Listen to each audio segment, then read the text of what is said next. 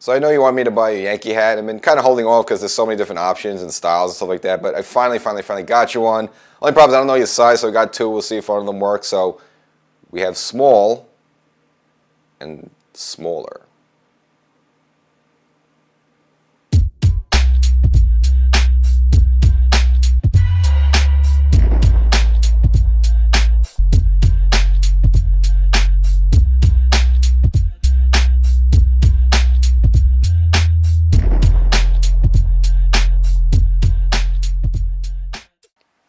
Welcome to Section 420, Talkin Yankees. Well, the Yankees stay alive in the divisional series against Toronto, down 2-0, win a huge Game 3 with a huge home run from Aaron Judge. So we'll look at the exciting game, a 6-1 comeback that would turn into a 9-6 victory for the Yankees. Keeps them alive in the divisional series for now, but we'll actually look at the game, all the key moments, as well as examine the first two games up in Toronto, which were quite disastrous for the Yankees there. A lot of questionable moves, and of course we know Judge having that first hiccup there, striking out with the bases loaded there. Again, we'll look at those situations. Plus, even though it's a little bit old news, but just a little check back at the Boston series there. And of course, we got to feature, the Star is Born. That's Cam Schlittler coming on the scene, making a breakout performance. Better than you can even imagine there, so he's worthy there, so we'll kind of focus on it a little bit. So we got a lot for you the episode, but of course we're focused on these Toronto Blue Jays as the Yankees try to stay alive, win the final two games of that series, and then hopefully move on to the championship series, but nevertheless have to get through the Blue Jays. So before we get started, make sure you subscribe to the audio podcast version of Section 420 Talkin Yankees. If you've been listening, hope you have been. After each game, we do a little bit breakdown of each little game, so you don't have to wait a whole week or 2 weeks to kind of get my thoughts on things. You want to know my thoughts right away. Try the games right away, so wherever you get your favorite audio podcast, look for Section 420 Talkin Yankees, the podcast, subscribe there as well.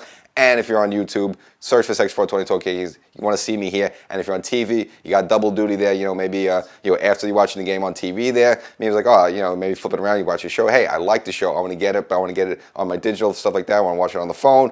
Go to YouTube, subscribe to Section 420 Talkin Yankees, follow the channel there as well. Get the whole playoff picture. So the first two games out of Toronto were absolute disaster for the Yankees. I mean, you got nothing really from the starting pitching because Luis Gil. I mean, I understand the situation. I don't know how long to stick with him. I mean, it wasn't like he was terrible, but they kind of yanked him out early. I mean, he gives up 2 home runs to the first 5 hitters he faced there. And at that point with Aaron Boone, Luis Gil, who, since he came back later in the regular season, it was okay. I can't say it was terrible, but it didn't seem like the Luis Gil of last season there where he was throwing almost triple digits and striking guys out. Looks like, the whole thing with him is he took a few miles off the fastball. He wanted to be able to aim a little better, have a little better accuracy and less walks. I don't think it would help too much there, but he wasn't actually terrible. But the fact that really his last start, was that last weekend series against Baltimore Orioles, and he's kind of been sitting on the shelf, did not pitch at all during the Boston series. So here's a guy that's ice cold, hasn't pitched in 8 or 9 days. So it's hard to really, what we can expect from, Luis Gil. So they take him out early, and obviously the Yankee pen, which we'll get at a little later, ended up blowing it. And then, of course, Game 2, you have your ace on the mound, Max Fried. It's all right, fine, we can right the ship there. And the conventional theory is all right, yeah, give them the first game. But, with Max Fried and the way the Yankees pitches was set up the rest of the way, the Yankees clearly had the advantage, at least you would think on paper, where the Yankees could maybe win the next 3 games in a row. And by the time you get to Game 4, you're looking at it closing them out and then moving on. Well, unfortunately, that backfired as well, as Fried was absolutely terrible, got knocked around, which again, we'll cover that a little bit later on. And so now the Yankees are in this 2-0 hold back in New York there. We're looking to get absolutely swept. And not only the Yankees are in a 2-0 hold, this series wasn't even looking competitive at first. I mean, Toronto scored 23 runs compared to the Yankees 8 runs. And the Yankees 8 runs, a lot of that was, it was almost most of that was in garbage time. Yeah, they did score 7 runs towards the end of Game 2 there, but again, that's well after Toronto took a 12-0 lead there where, obviously at that point the game's way over there. So even the 8 runs the Yankees scored, a lot of that was in garbage time. So you really didn't feel comfortable. I mean, it looked like 2 different teams on 2 different worlds there. Toronto was out there aggressive, just slugging around. Vladimir Guerrero was just hitting out of this world there. And this really looked like the Yankees were going to stand a chance. But I still had a feeling, I was mentioning it after even Game 2 of the audio podcast, that just with the odds of it, you figure the Yankees were not going to get swept, just the odds, just because it would be really hard to imagine. Even if the Toronto Blue Jays were playing the White Sox, the worst team in baseball, just the odds are, just from the playoffs shifting to a new area, a new stadium, that at least the other team was going to get 1 win. So I felt the Yankees at least get a win in, but was not looking early in Game 3 there. Yankees found themselves in a 6-1 hole. Now, first of all, you look at the pitching matchup. This was another pitching matchup you would have liked. It was Carlos Rodon versus Shane Bieber. I know Shane Bieber his history with the Cleveland was very good, and a former Cy Young caliber type of pitcher there. But obviously last year, coming off the Tommy John surgery, Toronto picked him off the scrap heap. He's able to at least get about a month or so of baseball in Toronto, then come and at least major league workload before starting the postseason. But still, you like this matchup of Rendon. Rendon for the Yankees, really good this season. Throw the most innings of his career. And again, it was an all-star mainly because Max Fried bound that there. But you thought you would at least get a good start from Rendon. But really from the beginning of Game 3 there, was not looking at all, not really looking at himself. Looked very timid on the mound, kind of lethargic, kind of really slow to the plate. Usually, when Rendon's on, he's you may want to go back to last year's playoff game against Kansas City. We just came out, even against Cleveland too, that first game, just came out throwing smoke. As soon as he got the ball back from the catch, he wanted to throw it again. This game against Toronto, he was didn't even want to throw the ball. He was kind of dancing around the mound there. So kind of knew the Yankees were going to be in trouble. Obviously fell behind early with first inning home run to Vladimir Guerrero. I mean, after what he did to you in the first 2 games, how can you give this guy a pitch enough good enough to hit there? But unfortunately, puts the Yankees right behind a hole early on, 2-0. The Yankees do claw back 2-1 there, but then Rendon just completely fell apart by the 3rd inning there. Found himself in a 6-1 hole there. And if you're a Yankee and Yankee fan, I mean, you can hear. I was actually at the game. You can hear a pin drop in the place there, and it's almost like you can't believe what you see. I mean, this Yankee team, which have had a crazy season. I mean, again, they won 94 games, same as the Toronto Blue Jays. But to see all this come to end like this, where the Yankees are completely flat in the first 2 games, and now you look at it in the 3rd inning, you're down 6-1, and you're pretty much really just giving up on the season at this point there. But luckily with the Yankees and with Shane Bieber, again, not exactly the Shane Bieber of a few years ago, the Yankees were able to finally start to chip away, at least bring it down to 6-3, and which has set up a huge moment for the Yankees. Now, they got a little bit of help in the 4th inning there. Obviously, a pop-up by Wells there, the third baseman Bangers, who seemed like he was struggling a little bit. I almost remember the whole Luis Kiss deal when the Mets kind of dropped that ball. That was the Subway Series game. You saw the ball going high, but again, that game at Yankee Stadium, Game 3, a little windy there, so you saw the wind started swirling there, and you can see he started losing the ball a little bit, hits off his glove, falls in, the Yankees get a break, puts Wells on second base. Trent Grisham, after that, able to work a walk, and it was set up probably one of the more iconic moments for the Yankees. Now, obviously, if this postseason run for the Yankees this season goes short, maybe not as much, but if it go a little bit longer then, and probably in the future, then they're going to look at this game for Aaron Judge with 2 on against Louis Varland, and Louis Varland could throw 100 miles per hour. You saw him in Game 1 come up against Stanton there, when Stanton had the bases loaded, blew him away in 99, 100 miles per hour, and that's what Judge is facing. Now, Judge had 2 heads early in this game there, so again, he was making contact, and if you look over the series, people complain about, well, Judge isn't hitting the postseason.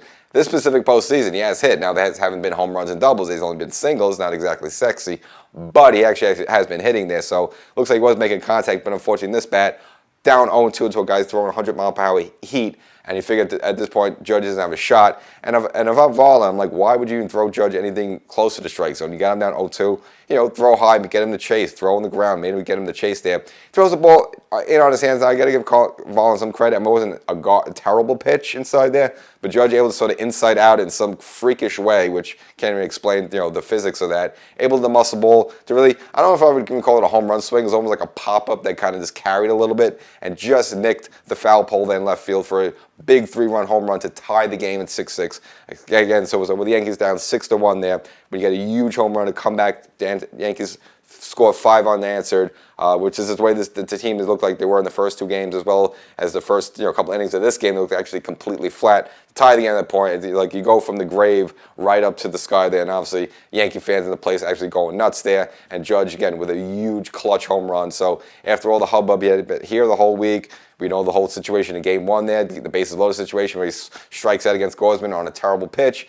That got all the talking, all the media going the week that he doesn't come up with a big moment. Yeah, he hits all these home runs, but they're in the regular season and stuff like that. He's kind of what A-Rod got when he first came to the Yankees his first few seasons, when really, obviously he wasn't really underwhelming, at least power-wise, all the flack he was getting. So Judge hearing that all throughout the last few days there, and then finally hitting this big home run to get the monkey off his back, and again, more importantly, bring this game to a 6-6 tie, and the Yankees from there would start just add some runs there. Obviously, Jazz with a home run off Varland as well, pulls the Yankees ahead 7-6, and they never look back at that point. And Boone pieced the bullpen together the whole way. Again, Rendon was able to give much, couldn't get out of the third inning, but the Yankees were able to piece it the rest of the way with Fernando Cruz. Tim Hill went across the fifth inning to get himself the win. You got some Camilo Doval. You even got Devin Williams, who actually pitched well in an inning there, and they went to the multi-inning save for Bednar, who hadn't been used at all during the series there, so he was definitely fresh there. And, of course, you did not see Luke Weaver at all because we know his problems there, and I'll get into that a little bit later there. But the Yankees were able to just piece it together by a bullpen and finally found a way to quiet down this Toronto offense and then take Game 3 there to keep themselves alive and force a Game 4. And this is, again, we don't know how far these Yankee run's going to go. Maybe it ends in Toronto. Maybe they do go on to the next round there. But this Game 3, obviously, probably one of the most exciting postseason games in Yankee history. And obviously, on Yes, this is going to be, they're going to be replaying this game on the Yes replays probably for the next so many years there, just because it's such an iconic game for the Yankees. Again, a big dramatic home run for Aaron Judge. And hopefully from here, maybe just sort of gets that monkey off his back. Maybe he can flourish more in the power department again in this Toronto series and really this postseason overall. He has been hitting. It's just there haven't been home runs. They've all just been singles, which people want a little bit more from Aaron Judge from that. So really good game, big game, and a lot of people said that if Boone lost this game, he might have been fired because how can you get swept? I mean, even though Toronto had been playing much better than the Yankees in the series there, still the idea to get swept there. So I don't know how much stock I would put into that, just because Boone did have, again, and I kind of mentioned this some previous episodes. Boone did a little bit of a rough season. It's hard. Well, how do you have a rough season? You're the manager of the New York Yankees, but again, did not have You lose Juan Soto in the offseason, you lose Garrett Cole, and then you have this whole, you lose Judge for a chunk of the summer there with the elbow issue there. The Yankees have this bit of a rut there. And with all that being said, ties the Toronto Blue Jays for the AL East, and unfortunately, Toronto had the tiebreaker there because they beat on the Yankees during the regular season. But I don't know if the Yankees lost Game 3 there, it would cost Aaron Boone his job there. But because but I think he did too much to earn it there. But again, I think this win definitely, no matter whatever happens to the rest of the series or the rest of the postseason, I think that definitely secures Aaron Boone coming back for 2026. But if you're the Yankees, this is what you want because you did have the pitching advantage at least towards this part of the rotation for both teams. So as you go look forward to a Game 4, you got Cam Schlitt on the mound versus right now Toronto hasn't officially announced somebody. So the fact they don't even know who they're going to start the game for them, that should tell you everything. So clearly, you would pick this advantage for the Yankees there. Now, Cam Schlittler, who we'll get into a little bit later there, obviously had his breakout performance against the Boston Red Sox. Is he going to give that same type of performance Game 4 against Toronto? Probably not. I mean, you can't expect that. The only way you could pitch a better game than that is throw a perfect game. You can't expect this guy to throw a perfect game there. But still, at least if he could just be, almost like maybe 3/4 as good as he was that game against Boston, then again, the Yankees puts the Yankees in a good position there. And I think the Yankee offense is waking up. You did see him wake up a little bit at the end of Game 2. I know it's garbage time, but at least the bats got going a little bit. Judge with a couple of hits, Stanton with a couple of hits on the RBI there. So at least got the bats going. Bellinger with a home run there. So at least they got the bats going a little bit. Carried that obviously into Game 3 there where the Yankees bats really got going. Even someone like Trent Grisham, who was pretty much silent during most of this postseason there, with a couple of hits in that game as well.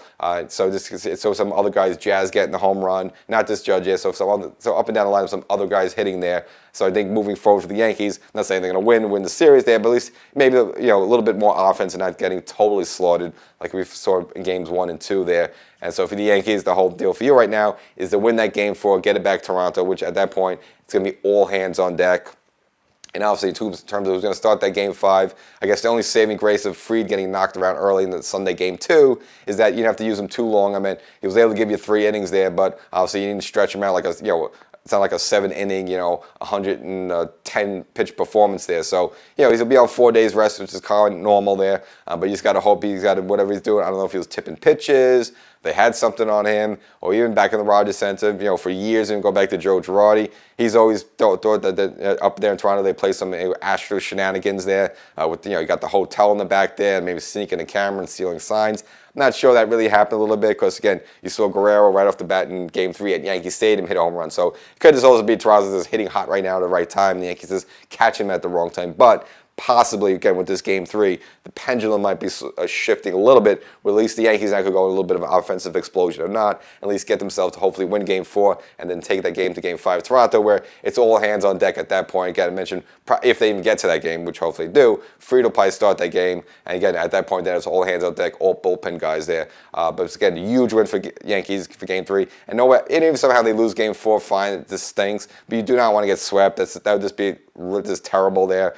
Just for with all that's gone on in the season to get to this point there, just get swept, that would be absolutely laying an egg. So, the Yankees giving the fans a thrill. Aaron Judge with a big thrill with this game, with that huge clutch home run there. Hoping they can carry a little bit further there. But even if they lose, at least he got that to hold on to say it wasn't a total failure this postseason. So even though we have this good Game 3 victory for the Yankees to move on, obviously you want to look like how did the Yankees get to themselves in this originally 2-0 hole, which now they're in a 2-1 hole. Still alive there, but still you're one game away from being eliminated. Of course, that'd be the start of the series up in Toronto. Game 1 there. Now the matchup there, obviously pitching-wise, maybe break even wasn't going to favor the Yankees as much as mentioned before. Luis Gil coming back, who hasn't pitched in a game in over a week there, versus Kevin Gausman, who was kind of a journeyman. He's been with Baltimore for a couple of years, goes with Toronto there. Good game, bad game. Not something either way that you're afraid of the guy, but nevertheless, he's not exactly a pushover. But for the Yankees, this game, unfortunately for Kevin Gausman, seemed to be in control early on there. The Yankees did have one opportunity in this game. They did fall behind 2-0. Now, as mentioned before, it was Luis Gil giving up a couple of home runs, one to Guerrero before he can blink, and then another one in the second inning to Alejandro Kirk. Now, Boone pulled a quick hook on Luis Gil.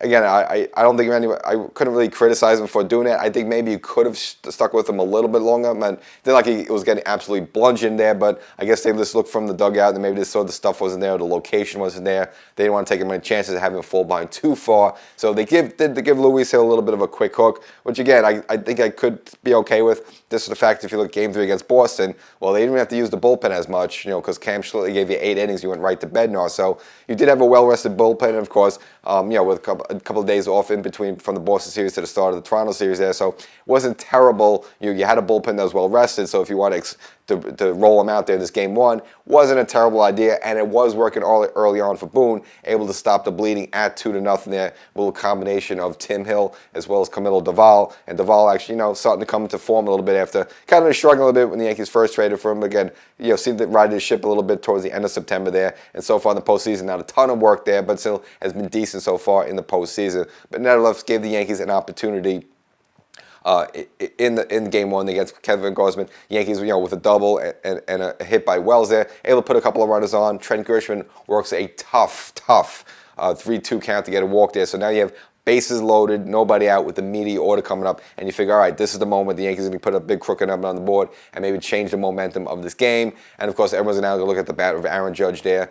Works a tough count against Kevin Gausman, 3-2 there, and then swings and misses against an outside splitter, which, again, way outside his zone. And the Judge is swinging on his heels there. Just very unjudging-like. He's usually very, very well disciplined in the batter's box there. Swings at a terrible pitch there. And again, a huge moment missed for the Yankees there, where if he made some contact or, hit a grand slam, you looking at a 2-0 deficit to a 4-2 lead there. And perhaps the momentum and everything else could have just shifted in that first game. Hard to say because, again, Toronto was hitting hot. Even the first 2 games, so I don't know if that would have made a difference anyway with the momentum, but of course everyone focused on that because such a huge strikeout in such a huge spot there. Now Bellinger came up after him there, worked the walk of himself. So Kevin Gausman again wasn't exactly sharp. Works a bases loaded walk to at least bring a run, bring the score to 2-1 there at that point, and then of course from there Ben Rice pops up and. Again, you want to nitpick a little bit there, but I like when the managers go righty, lefty, righty, lefty, righty, lefty in the order because you don't want some guy to face 2 lefties in a row or 3 lefties in a row or 2 righties in a row.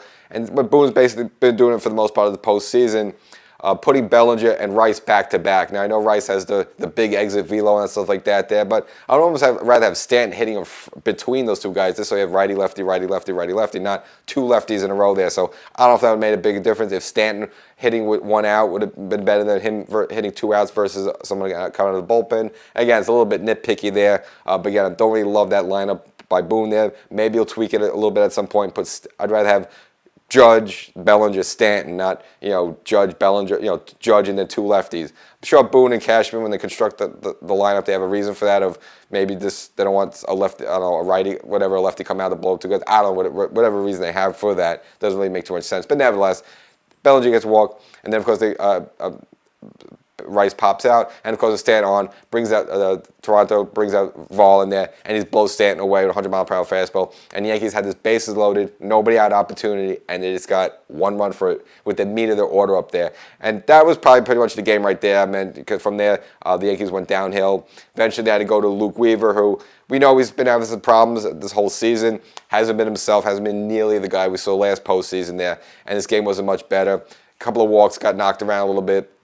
They had to bring up Fernando Cruz to try to put out the fire. He wasn't that much better, but that was really Luke Weaver's mess there. And then the Yankees just started falling behind. And then from there, Toronto just started tacking on. And before you know it, the Yankees have a 10-1 loss there in the first game. And again, well, at least they had it within 2-1 there. Now, again, I don't know if maybe if Weaver came up a little bigger in that spot, maybe the Yankees offense would have finally broken through. I don't know, hard to say there. But again, But not only did Judge falter in that spot there, but Weaver had absolutely nothing. And after the game, he's heard his comments where I don't know if you can even see him in the postseason, in a big spot ever again. I know they bought him out for a last out in Game 2 there, whoop-de-doo, but that's where the game is over there. But after the game, kind of saying what we all been feeling, that like his stuff is good, his velocity is good there, but he has zero confidence when he goes out on the mound there. And if that's the case, and this guy's literally telling that to you in the media there, you cannot use this guy in a big spot. And as much as saying that you do not use Devin Williams at all in a big spot, 6 on it, you always got to say now you got to put Devin Williams on the higher pecking order of the week Weaver, because Weaver's just gone real downhill right now.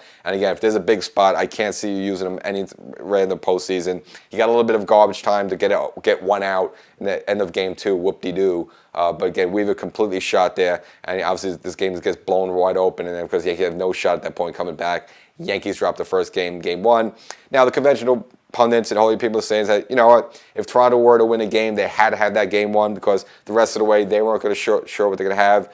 You had Savage going up for Game 2. Again, a good righty there, but you only had three career Major League starts before going to a postseason game against the Yankees. It's hard to imagine from the kid, and we'll discuss him a little bit later. But at least on paper, you at least think the Yankees with Max Fried going on the mound, your 19-game winner, your ace, with Cole out with the TJ, they give yourself the clear advantage of that. Then you look at the Game 3. At that point, they didn't announce Bieber yet as a starter, but the fact they didn't announce someone for their Game 3 and their Games 4, clearly you felt good for the Yankees. That, okay, even if they dropped the Game 1, you felt good for the next 3 games. And all the people said, well, if Toronto had to win a game, it had to be the Game 1 because they had a comparable starter in Kevin Gausman on the mound against Luis Gil, who, again, I think if Luis Gil was kind of his usual self, maybe you give Luis Gil the edge there. But with Luis Gil, again, a little funky because again he missed a whole chunk of the season there. Had been sitting down on ice for for about 8 days or so since he last pitched there. So you would figure maybe Gausman would have a little bit of advantage, and he did. So kind of Toronto did what everyone expected him to do, and so it's like, all right, you're almost going to accept that loss, even though you don't want to lose any games there.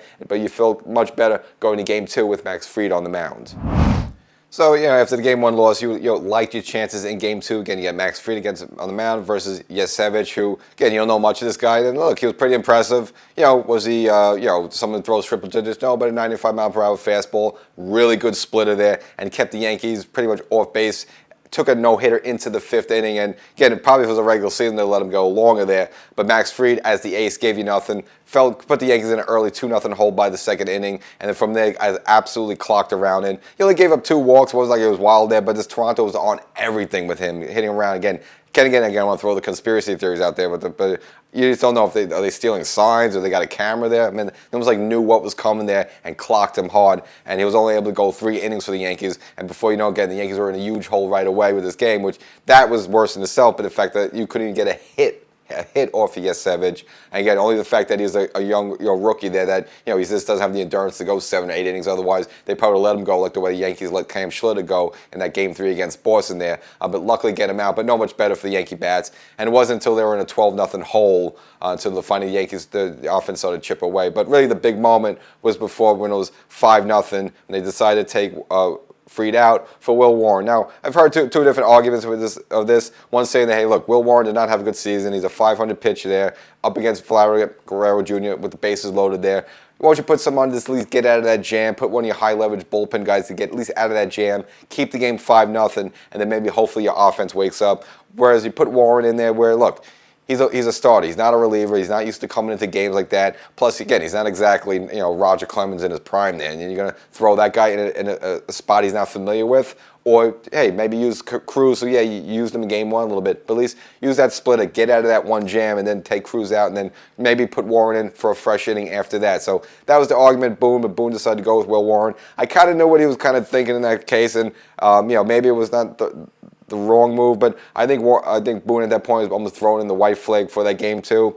And what she did is left Warren in for the rest of the game to take his lumps there, which I think was the right thing. I think what Boone was thinking, he was thinking games 3 and 4 in New York. He probably figured, look, we're not going to win up here in Toronto. We got our butts kicked in game 1. We're getting our butts kicked right now. Let me just save the bullpen, have everybody ready to go for game 3, which kind of that's the way it played out there. And probably, now you hope Schlittler would last longer in game 4 than Rodon lasted in game 3. But nevertheless, I think what Boone was thinking, long pitcher, I want to save all my high-image relievers. I had to use a few of them in game 1 there. And I think they figured, look, you know what? Let's get the game home in the Bronx, where the Yankees were 4-6 against Toronto in New York. The problem with the Yankees is they just got absolutely slaughtered up in Toronto this whole season and postseason, which, again, has pretty much been a house of horrors for them in 2025. So I think Boone was figuring, like, you know what, we lost this game. Let me put Warren in there, not use any of my high-leverage guys there, and just be ready for games 3 and 4 and a do-or-die situation there. So I'm not saying Boone totally threw the towel there, but he kind of did, and I kind of understand the situation. And, again, Will Warren gives up a big grand slam. Before you know, you're down 9-0, of course 12-0. When finally the Yankee offense wakes up a little bit with a Bellinger home run in. Yeah, they scored a couple of runs in garbage time there. Now, I've heard a lot of people say, if Boone just brought out Cruz or somebody else and kept the game 5-0, the Yankees scored 7 runs. The Yankees could have won 7-5. Well, first of all, when you're behind 12-0, the opposing pitchers are not finessing pitches. They're basically throwing right down the plate. They're looking for outs at the point. They're not looking for strikeouts. They're not worried about their whip. They just want to get out, so they're going to throw cookies right down the middle. Hope you hit it, man. Hope you pop up, ground out. So you're going to get pitches to hit, and from there, that's when you're going to get some balls to hit. So, okay, finally, you score 7 runs. Wow, wait. Now, it did wake up the Yankees' bats a little bit, so that's a good thing there. But, again, that's garbage time. You can't assume that if the game was going to be 5-0, that the Yankees would have scored 7-1 and won 7-5 there. So that whole idea is ridiculous, and the Yankees ultimately lose by a score of 13-7 there. And, again, you look at the first 2 games, you lose them by a football score of 23-8 there. So not good, looking good for the Yankees, and the fact that your ace got absolutely trashed at that point, so you can't really feel good that, even if he has to pitch later on, you got really no momentum there. And the only thing solace you could take in is that the Yankees now are shifting the series back to home, back to the Bronx, where at least finally they have the home field advantage. And I know it's a bit of old news, but I didn't really get to sort of wrap up the whole Boston series here because, last episode we were kind of in the middle of it there. But, of course, the Yankees kind of slaying a bit of a drag into Boston. Now, was this your typical Boston team of the early 2000s of Ortiz and Varitek and Ramirez, or you really feel good about beating them? Not exactly. Again, this kind of a less powerful Boston team. But, again, they've been a thorn in the Yankees side for a while. We know, this century, how many rings you won this century? Then again, they've been more successful than the Yankees, and lately been knocking the Yankees out of the playoffs. You go 2018, you go 2021, and of course, you look at this situation where the Yankees fell behind 1-0 against Crochet, and again, almost in the same sort of do-or-die situation to win the next 2 games there and sort of slay the Dragons. Again, this wasn't a strong Boston team, but the fact that it's finally beat them, knocked them out of the playoffs. Again, we've been kind of waiting. We haven't done that since the Aaron Boone walk-off home run in 2003 there. So you talk about 22 years in the making there. So the feel good of that. And it wasn't really a great series for the Yankees. Again, you really see too much of the power because this Ben Rice hitting a 2-run home run. A lot of dinks and dunks, and really Boston uncharacteristically having a lot of errors and misplays in the field there, which opened the doors for the Yankees. But nevertheless, win the series. But of course, the most important thing, the star was born, emerge of Cam Schlittler, who, if he stays healthy and this all goes well, there could be the next big thing there. I mean, you saw the game was absolutely incredible, blowing 100 miles per hour. 8 innings, 12 strikeouts, no walks. Only went to 3 count once there.